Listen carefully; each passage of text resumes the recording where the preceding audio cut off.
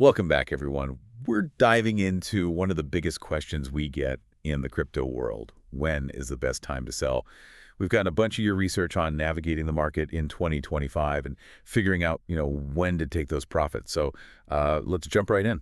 Yeah, that question definitely keeps people up at night, huh? And honestly, even for seasoned pros, like nailing the exact peak, it's pretty much impossible. Mm.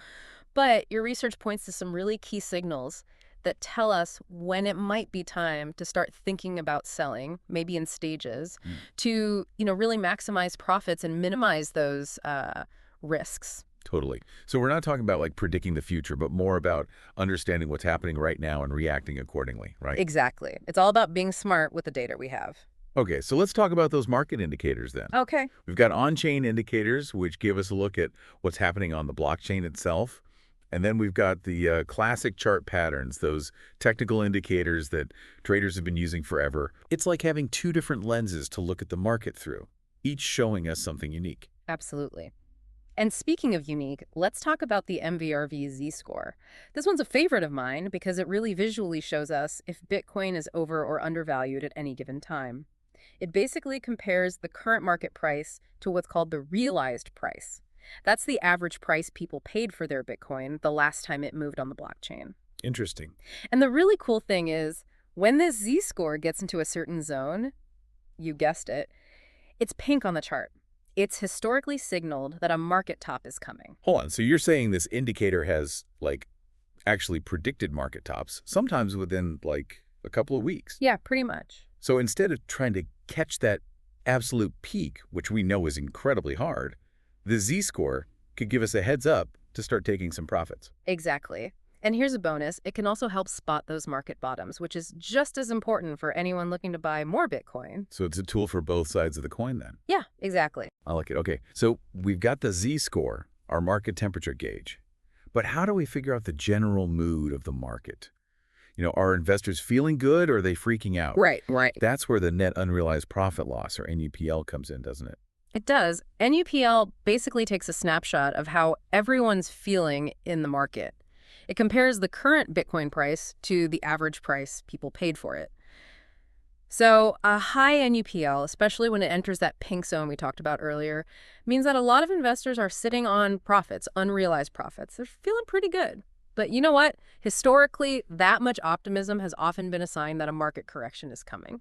Wait, so when everyone's feeling super bullish, it might actually be a sign that things are about to go down. That's kind of counterintuitive, isn't it? Wouldn't you think everyone being optimistic would drive prices up even more? It seems that way, but actually, as Bitcoin gets close to a peak, you see a shift in how investors behave. Right. Those newer investors, the ones driven by FOMO, they tend to jump in right when things are getting a little too hot.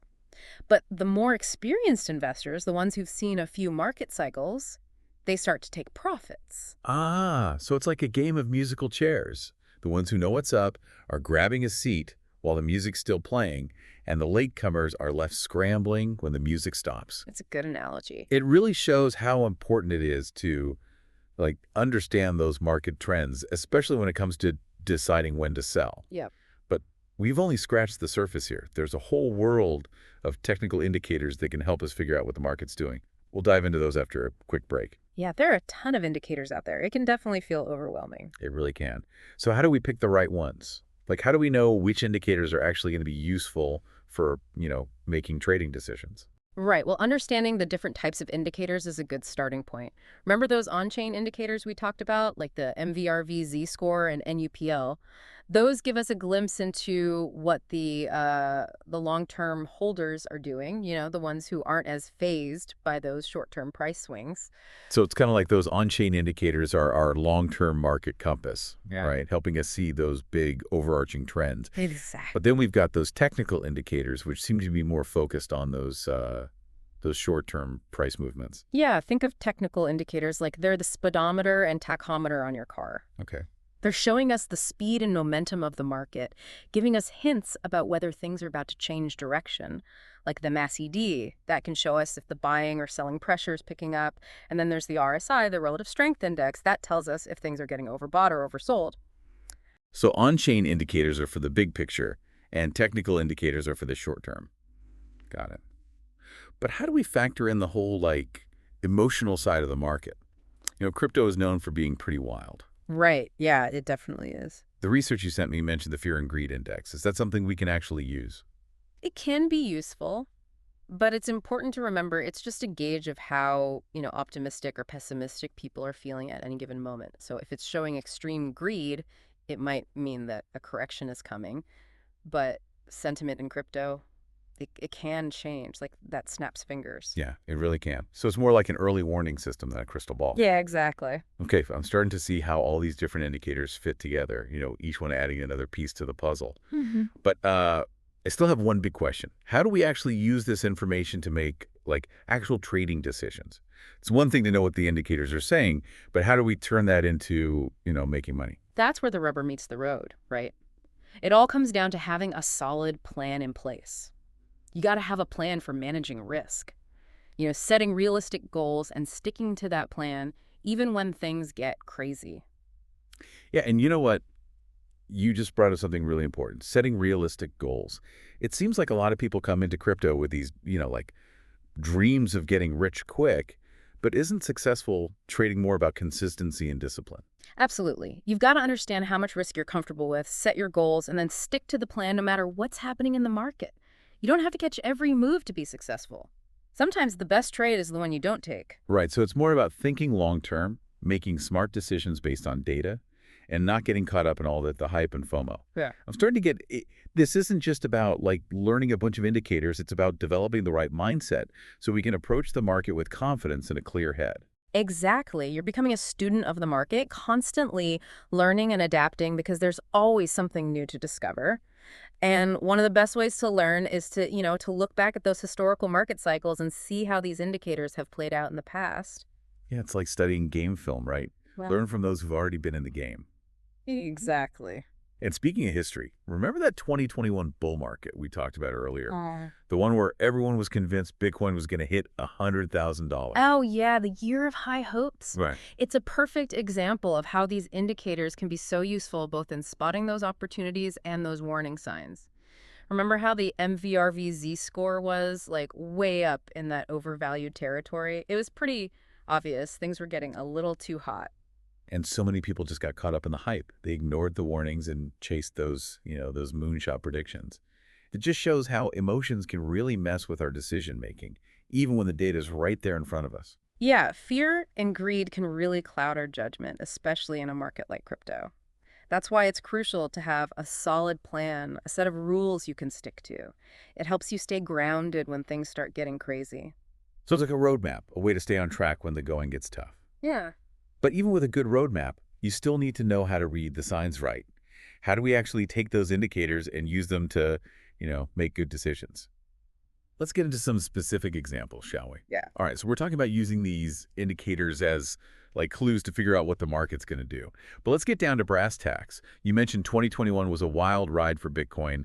What were some of the indicators that were waving red flags back then? Well, like we touched on earlier, that MVRVZ score was basically shouting overvalued for a good chunk of 2021. A lot of folks just kind of, tuned it out. Remember when Bitcoin was around $60,000?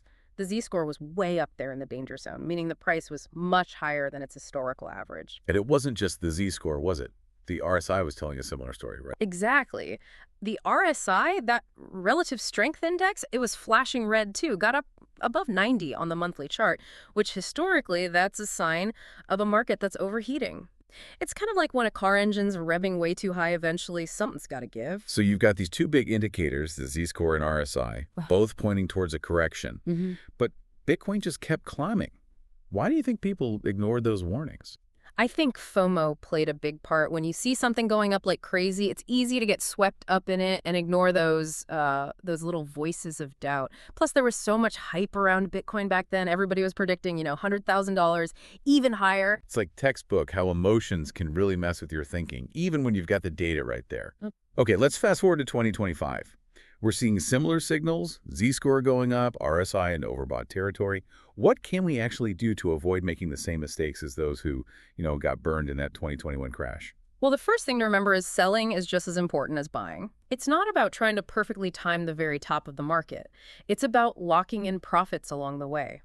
The research you sent really highlighted selling in stages, gradually selling off parts of your holdings as the market goes up. So it's like taking some chips off the table as you win instead of betting everything on, like, one last spin of the roulette wheel. It's a great way to put it. But how do you know when to start selling and how much to sell each time? That's where those indicators can be super helpful. They can be like your guideposts. For example, let's say the Z-score gets into that red zone. That might be a good time to sell off, I don't know, maybe 10% or 20% of your holdings. Then if the RSI goes above 90, maybe think about selling off a bit more so you're steadily reducing your risk while still, potentially profiting from the upside. Yeah, that sounds like a pretty balanced approach, protecting your profits while still staying in the game. But even with a plan, it's got to be tough to, like, not panic when the market is moving all over the place. How do you stay disciplined and avoid making those, those emotional decisions? Discipline's key, and that definitely takes practice. One thing that can help is writing down your trading plan. Like literally write it down, including your entry and exit points. That way, when you're feeling those emotions, you've got something concrete to refer back to. And remember, the market will always be volatile. You got to zoom out, focus on the big picture, and not get too caught up in the day-to-day ups and downs. It's about not letting the noise distract you from the signal. Exactly. But there's another thing that seems really important for succeeding in crypto. Always be learning. Things are changing so fast. New tech, new trends, it's crazy. How do we stay ahead of the curve? You hit it right on the head. This is not a market you can just ignore. You got to stay informed. Keep reading those articles, check out those new projects, just never stop learning. The more you know, the better prepared you'll be to, deal with whatever the crypto world throws at you. Got some great advice. But folks, we've reached the end of our deep dive into selling crypto in 2025. We've talked about those smart exit strategies, the power of those market indicators, and why discipline and continuous learning are so important. Remember, crypto's a journey, not a destination. The more knowledge you gain along the way, the smoother that journey will be. Thanks for joining us.